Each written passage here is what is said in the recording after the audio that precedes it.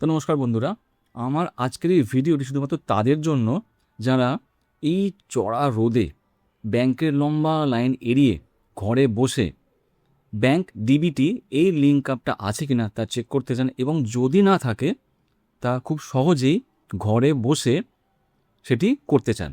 তো আর কথা না বাড়িয়ে আমি আমার ভিডিওটি শুরু করছি। প্রথমে আমরা গুগল ক্রোমটা ওপেন করব। ওপেন করে লিখব NACH বলে প্রথমে যে ওয়েবসাইটের লিঙ্কটি আছে এটা আমরা খুলে ফেলব। খুলে আমরা দেখব দ্বিতীয় মেনুতে মানে কাস্টমারে একটা সাব মেনু আছে, তার নাম হচ্ছে ভারত আধার সিডিং এনেবলার। এটাকে আমরা ক্লিক করব।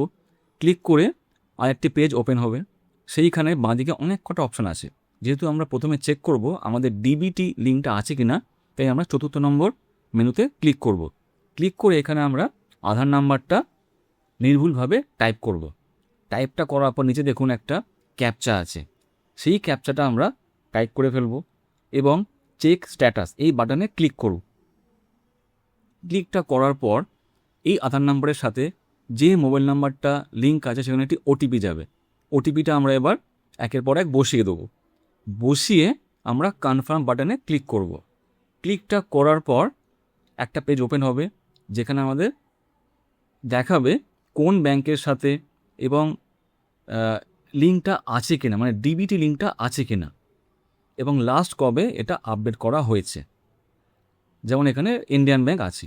যদি আমাদের এই লিঙ্কটা না থাকতো তাহলে ডিসেবল দেখাতো, এবং লিঙ্কটা করাতে গেলে আমরা এই দ্বিতীয় অপশানে মানে আধার সিডিং ডিজিডিংয়ে ক্লিক করব। একটি পেজ ওপেন হবে, সেখানে আমরা আধার নাম্বারটা প্রথমে টাইপ করে ফেলব।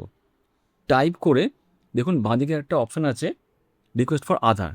যদি আমরা সিডিং করাতে চাই, অবশ্যই সিডিং করাতে চাই, সিলেক্ট করব সিডিং অপশান করে যে ব্যাংকে অ্যাকাউন্টের সাথে করাতে চাই সেই ব্যাংকের নামটা আমরা অ্যাভেলেবেল মেনু অপশান থেকে সিলেক্ট করব। করার পর যেহেতু আমরা প্রথমবার ফ্রেশ সিডিং করছি, তাই আমরা এই প্রথম অপশানটি সিলেক্ট করব। যদি আমার সেম ব্যাংকে মাল্টিপল অ্যাকাউন্ট থাকে তাহলে আমরা দ্বিতীয় অপশানে ক্লিক করতে পারি অন্য অ্যাকাউন্ট নাম্বারের সাথে লিঙ্ক করার জন্যে। যদি অন্য ব্যাংকে অন্য অ্যাকাউন্ট থাকে তাহলে আমরা থার্ড অপশানটা সিলেক্ট করতে পারি। যেহেতু আমরা একটাই অ্যাকাউন্ট আছে ধরে নিই এবং আমরা ওই অ্যাকাউন্টের সাথে সিডিং করতে চাই, তাই আমরা ফ্রেশ সিডিংটা সিলেক্ট করব। নিচে এই অ্যাকাউন্ট নাম্বার দেওয়ার জায়গায় অ্যাকাউন্ট নাম্বারটা নির্ভুলভাবে টাইপ করব। পরের টেক্সট বক্সে সেম অ্যাকাউন্ট নাম্বারটা আবার টাইপ করব। টাইপটা করার পর নিচে এই চেক বক্সটি ওপেন করব বা সিলেক্ট করব।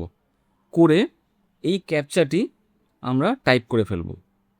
করে আমরা এটাকে সাবমিট বাটনে ক্লিক করব।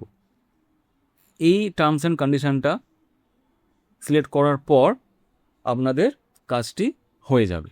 তো আপনারা একটা SMS পাবেন যে ব্যাংকের কাছে রিকোয়েস্টটি চলে গেছে, এবং কিছুদিন পর যখন রিকোয়েস্টটা কমপ্লিট হবে আপনারা কমপ্লিশন একটা SMS ওইখান থেকে পেয়ে যাবে। তো এইভাবেই আপনাদের লিঙ্ক আপটা করা হবে।